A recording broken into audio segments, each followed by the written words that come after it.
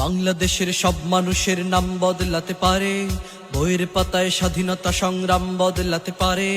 বঙ্গোপসাগরের পানি সব যেতে পারে শুকিয়েও, গোটা রাজধানী কেড়ে নিতে পারে বুড়ি গঙ্গার ঢেউ।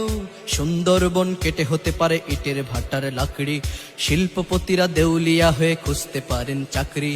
চোর গুন্ডারা পেয়ে যেতে পারে মন্ত্রীর মর্যাদা, আইনের ফাঁকে কালো টাকা সব হয়ে যেতে পারে সাদা। অনেকেই বলে এই দেশ নাকি হুজুগ জাতির দেশ, দফায় দফায় বদলায় এর রং ঢং পরিবেশ। তাই বলে ইসলাম এদেশে হুজুগে হবে না শেষ, হুজুগে হবে না শেষ। ইসলাম এদেশের পরতে পরতে জনপদে ঘরে ঘরে, ইসলাম এদেশের 90% মানুষের অন্তরে। ইসলাম নিয়ে কেউ ছিনিমিনি খেলে এমন সাধ্য নেই, আর কিছু থাক না থাক তবুও ইসলাম থাকবেই।